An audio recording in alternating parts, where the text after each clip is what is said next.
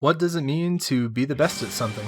Now, ladies and gentlemen, I'm surely not at the top of my field in the AnyTube community when put in comparison to some of the people who are in this field. There's a lot of us out there, a lot of people who have both a better work ethic than me, as well as some pretty damn good content that you could say may or may not outclass mine. Regardless, I can personally say from an outside perspective looking in that some of the best in this little corner of the internet we reside in have reached the heights they have not just because of one set aspect of their personality and how they work, but multiple. Speaking pretty personally here, I honestly haven't given much thought as to what it means to be the best, or what justifies a person for being the best they can. It's not an easy concept to shine a light on, and is certainly not one I'd ever really thought about before making this video. One thing I can shed a light on, however, is how hollow my motives are for picking up an anime. You'd think with this little hobby of mine that I would target popular shows that have godlike plots and masterful storytelling, when in reality it goes something more along the lines of...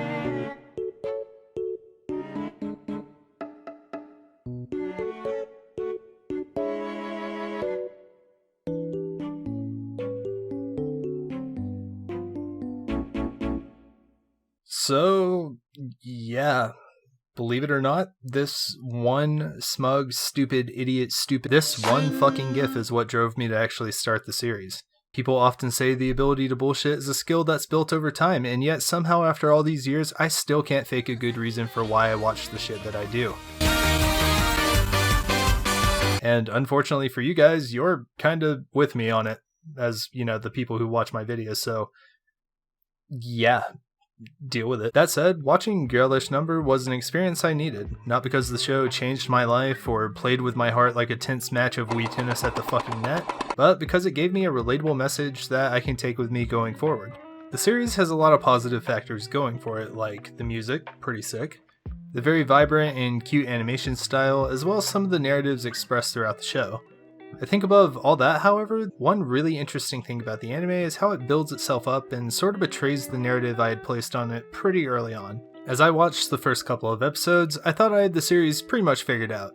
I thought I was on my way to consume yet another 12-episode anime where cute anime girls do cute anime things, like voice acting, and singing, and potentially voicing adult animation. You know what I mean. What I was met with, however, was a series that in its own way blew those presumptions right out of the water. Instead, the anime presented me with some pretty relatable and amazing characters that no doubt stole the show after the establishment of the world and plot in the first couple of episodes. I found through watching that while the show has a pretty decent focus on the concept of voice acting and some of the different intricacies and workings of the industry, the VA work in the show is more used as a tool to help further the main cast of characters. To that end, I could go into a whole synopsis of each individual character, their motivations, and just how damn well they were constructed to be very human-like in regards to their personalities. I also know, however, that most, if not all of us here have lives. Maybe. Actually, I'm just gonna revoke that. On a real note, I actually loved watching each and every one of these characters progress in their own ways. If after watching this you maybe want me to come back and review some more of the cast, let me know in the comments. I honestly think it could be a lot of fun. That said, I'd like to zero in on the main heroine, the smug, the repulsive, the fucking image flip meme template, Chitose Karasama. Now look guys, I'm gonna keep it a buck with you when I say that this girl's personality is straight doo-doo. I mean straight ass. We see from the very beginning of the show that Chitose is a character that's very rooted in her own head and self-reflection. This is a part of her personality that's really important to consider, as it's often a driving force for her in the show. In return for this trait, however, she's just about the most repulsive character you can imagine for a protagonist. She has this smug reaction whenever she has the smallest opportunity to show just how much better she can be than those around her. She has a bad habit of showing this shit-eating grin whenever literally anything goes her way. She constantly blames the voice acting industry for her lack of work as opposed to her lazy ass just not wanting to leave the couch to make a living for herself. While this motherfucker, her brother, lives the life of the Himoto protagonist. Look at these two side by side, I see no difference. Additionally, we see in the earlier portions of the anime that the quality of her voice acting is pretty bad, resulting in shit like... なんで着替え中なんで着替え中の私の部屋にいきなり男が誰にも見せたことなかったのにこのままだと結婚しなきゃ To put things nicely, she sucks. She sucks at her job. On top of that, she's either too dumb or too arrogant, maybe both, to see that throughout all her problems, she is the fucking common denominator. Now guys, I'm for sure no mathematician, but I think if my middle school algebra classes have taught me anything, it's that common denominators make problems easier to solve, and 2 raccoons can fit up the 7-inch diameter of a person's asshole. Math class was lit. All that said, I don't actually hate Chitose for having these shitty qualities and being the way she is. She's imperfect, repulsive, and oftentimes selfish in her thought processes, but that's exactly what makes her so damn realistic and refreshing as a character. In the anime community, we're no strangers to character archetypes. Or love. Tsunderes, danderes, kuderes, whatever type of heroine you want, there's likely a set of different emotions, tropes, and conventions that align with a particular character type. I honestly don't mind these different archetypes. If anything, I play into them just as much as anybody else. You guys probably don't know this about me, but my favorite character type happens to be tsunderes. Why, you ask? The answer is...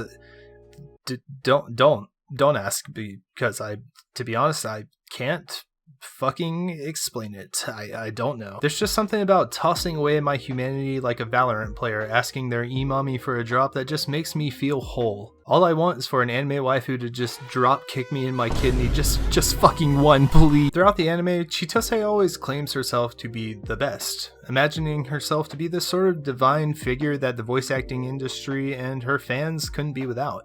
And yet, simultaneously, she's constantly reminded over the course of the anime that there's always someone better than her, and that no matter how good she gets, she can always be replaced. This, in my opinion, makes for a really interesting string of character-changing events, as it continuously prompts her to grow as a person in response to the negative events around her.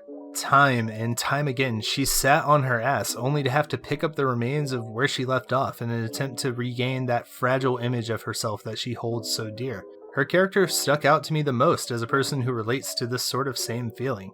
Now, don't get me wrong when I say that in regards to Chitose's more self-centered and arrogant qualities, I completely understand and relate to them. I personally think that some of them were pretty dramatized because, well, it's a fucking show. I do, however, recognize that the base of those feelings can be applied to many different fields that rely on a person's creativity, passion, or skill level on a platform that's always changing or evolving. More specifically, I related on a level involving my standing on YouTube as a hobby. I don't know if I've ever expressed this on my channel, but part of the reason I got into YouTube was so that I could make something that transcended me. I wanted to do something that would leave a mark on the internet, maybe help or entertain someone as YouTubers I had watched growing up did for me. When I released my first couple of videos, I felt like I accomplished something.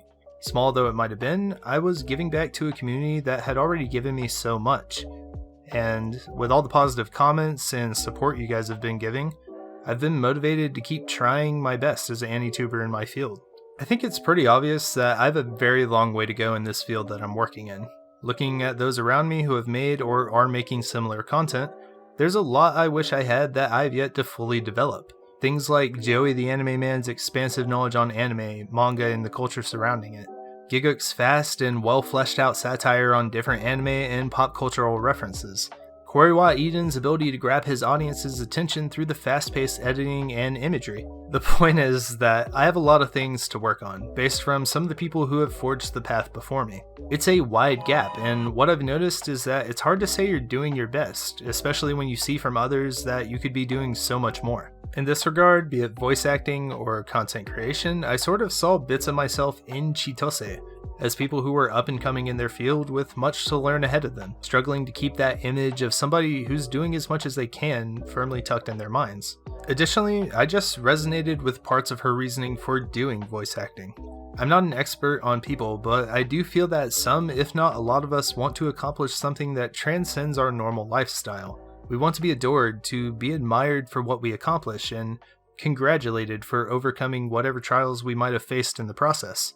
It's in this regard and those before it that I found Chitose to be as relatable as she was, and in turn I found myself resonating with the anime she shined in. That said, I still have no fucking idea what it means to be the best, but I will say that I'll try to keep striving for it as much as I can. Over the course of the anime, Chitose served as a good reminder for me that it's okay to aim toward being the best, yet fail on your way there. Outside of myself, I do hope that message maybe will reach some of you, the audience. If this video maybe got you interested in the anime, or maybe the message I've been trying to convey resonated with you, I'd definitely urge you to branch out and maybe give that thing you've been wondering about in the back of your mind a try. Experiment, be it with anime or with a project of your own, and try to have some fun along the way. That's all we really can do. That said, thank you guys once again for watching. I really do appreciate all the support and love you guys showed this channel. Take it easy, and I'll hopefully see you in the next vid. Ite rashai!